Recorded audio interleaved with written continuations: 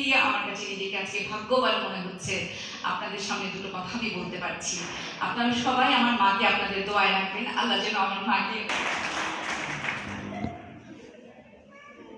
স্যারকে স্যারের অনুভূতি প্রকাশ করার জন্য। স্যার যেমনটি বলছিলেন, সাফল্য অর্জনকারী নারী হিসেবে জেলা পর্যায়ে মনোনীত হয়েছে।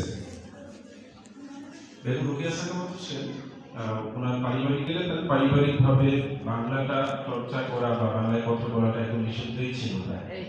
সেখান থেকে গেছেন আমার বড় বোনের কাছ থেকে এবং আমাদেরকে অনন্য কিছু সাহিত্য উপহার দিয়েছে এবং সেটা তার জন্য যেহেতু পারিবারিকভাবে একটা বাধা ছিল। আমরা এরকম আরেকজন জয়িতার কথা শুনবো, অনুভূতির কথা শুনবো। নারী তালিকায় জয়িতা হিসেবে মনোনয়ন পেয়েছেন তিনি হচ্ছেন ববিতা গ্রাম মানিক। নির্যাতনের শিকারের দিয়ে আমি যখন সংসারের কাজ করতে চাই তখন আমার নির্যাতনের শিকার হতে হয়। আমার স্বামী তখন আমাকে বিভিন্ন অনেক অনেক রোগীদেরকে নিঃস্বার্থভাবে তাদের উপকারে এগিয়ে আসতে পারে। ধন্যবাদ সবাইকে। আয়োজিত আজকের এই জয়িতা সম্বর্ধনা অনুষ্ঠানে সভাপতি হিসেবে উপস্থিত আছেন উপজেলা নির্বাহী অফিসার মহোদয়, উপস্থিত আছেন সম্মানিত উপসচিব স্যার, উপস্থিত আছেন সহকারী কমিশনার ভূমি মহোদয়, উপস্থিত উপজেলা মহিলা বিষয়ক কর্মকর্তা। ওতে মনে করে যাচ্ছে স্যারের কথা শুনে আমি যখন তৃতীয় শ্রেণীতে পড়ি তখন আমার বাবা বলছেন যে বিভিন্ন প্রাইভেট যে বৃত্তিগুলো হয় বিভিন্ন স্কুলে, যে ওগুলো দাও, ওই পরীক্ষাগুলো দিলে তোমার মা যে এত কষ্ট করছেন তোমাদের জন্য লেখাপড়ার জন্য, পরীক্ষা দিলে যদি রেজাল্ট ভালো হয় বৃত্তি পাও, তোমার মায়ের মুখের যে হাসি, এই হাসি তার সকল কষ্ট দূর করে দিবে। তখন আমরা আমার ভাই বোনরা বিভিন্ন স্কুলগুলোতে বৃত্তি পরীক্ষা দেওয়া থেকে শুরু করে সবগুলো দিই। যখন বৃত্তি পাই তখন আসলে মায়ের মুখের দিকে তাকালে তখন দেখি আসলে আমরা নিজে কষ্ট করে আমাদের মা লেখাপড়া করাচ্ছেন। এই যে আমরা তিন ভাই বোনের আজকে যে সফলভাবে আমরা তিন সেক্টরে কাজ করছি, এখানে আমার মায়ের এই যে অক্লান্ত পরিশ্রম, এটা সাহসটা দিয়েছে কিন্তু আমার বাবা।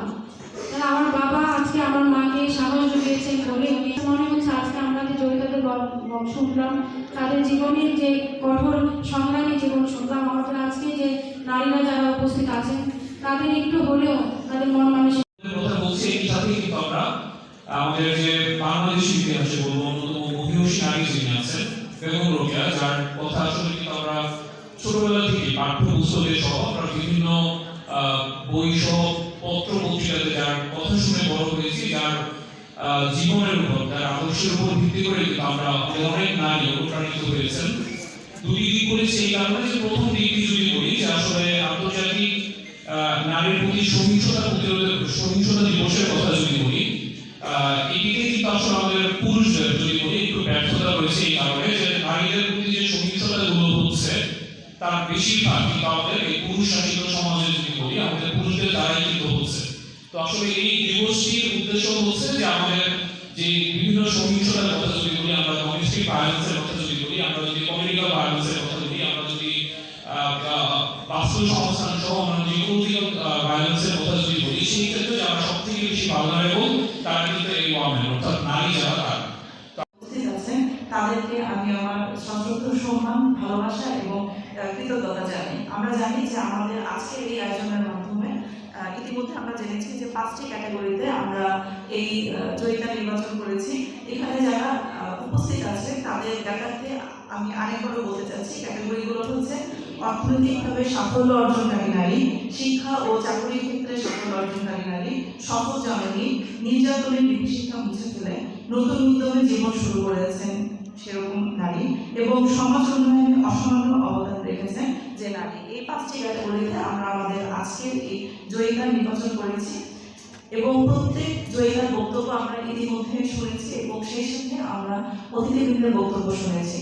সব জায়গায় যে কথাটা উঠে এসেছে, প্রতিটা ক্ষেত্রে আমরা প্রতিটা ক্ষেত্রে সমাজের উন্নয়নের কথা বলি, বা আমি ব্যক্তি হিসেবে আমার আজকের এই অবস্থান বলি, বা আমরা আজকে এখানে যারা 5 জন জয়িতা নির্বাচিত হয়েছেন তাদের কথাই যদি বলি, প্রত্যেকের এই অবস্থানে আসার পেছনে আমরা একটু চিন্তা করলেই দেখতে পাবো যে আরেকজন, অন্ততপক্ষে আরেকজন নারীর অবদান রয়েছে।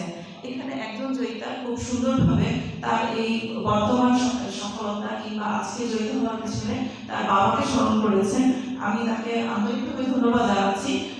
আরেকজন ওনার পরিবারের কথা বলেছেন, ওনার স্বামীর কথা বলেছেন, কিন্তু এর পিছনেও যদি আমরা আরো একজনের অবদান দেখি তাহলে দেখবো যে অন্তত পক্ষে তার মা অথবা অন্য একজন নারীর ভূমিকা সেখানে আছে।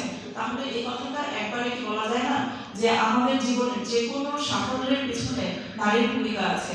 সেই নারীকে কি সহানুভূতি দেখাবো আমরা, না সম্মান দেখাবো? কোনটা দেখানো উচিত?